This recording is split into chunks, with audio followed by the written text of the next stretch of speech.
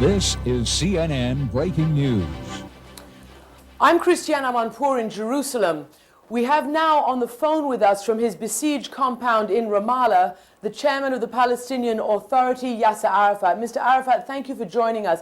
Can you tell me exactly what conditions are like at your compound right now?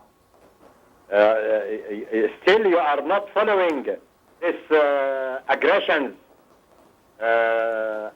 against the Palestinian people in all this, in all West Bank and Gaza, where they had divided Gaza to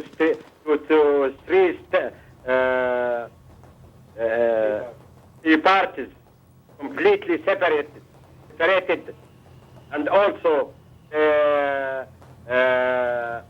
aggression and the attacks in Ramallah against my headquarters and against the Palestinian people in Beira and Ramallah and all around it.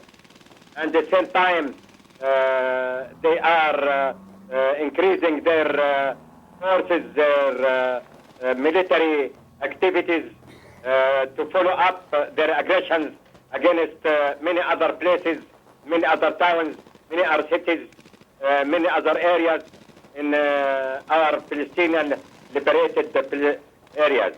Mr. Arafat, can you tell me, please, has the rooms that you're sitting in, have they been attacked? Have any of your rooms been attacked? Are you under direct physical threat right now? It seems that you are not following the TVs all over the world. They had destroyed completely 7 of our buildings, completely around my office, and firing my office with all their armaments. What do you expect? And in spite of that, you have to understand, and they have to understand, it is the Palestinian people who are facing this challenge.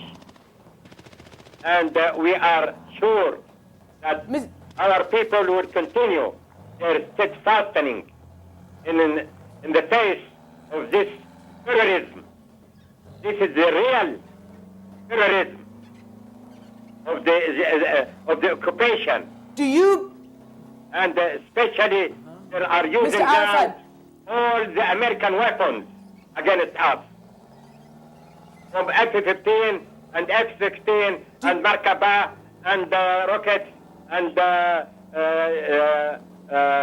bombs and artillery and everything. Do you believe, Mr. Arafat, that they are trying to kill you, trying to harm you? What do you expect by shelling us continuously in the last 24 hours? What do you think so? Mr. Arafat, what about these... It is by chance. You heard Colin... saying that the Americans said that Arafat will not be will not be harmed. It is the problem of Arafat or the problem of our people, of our liberty, of our independent Palestinian state, of our peaceful agreement between me and my partner Rabin, who had paid his life for the peace of the brave, which we have signed. But in spite of that, we are still now fastening to continue the peace of the brave, which I had signed with my partner Rabin.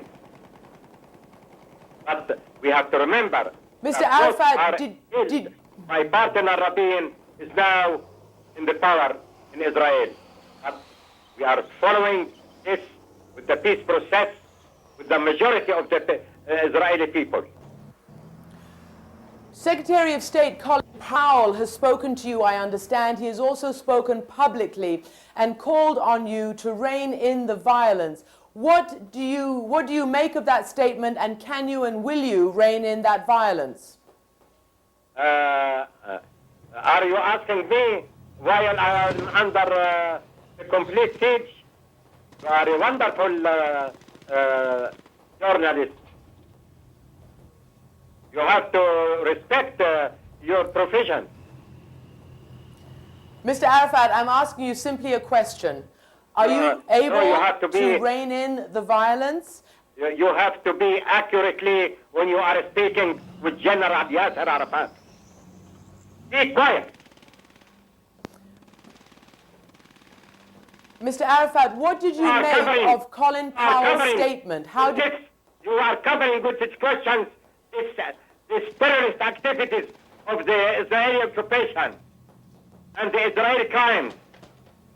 Be fair. Not to make these fatal mistakes. Can I ask? Thank you. Bye-bye.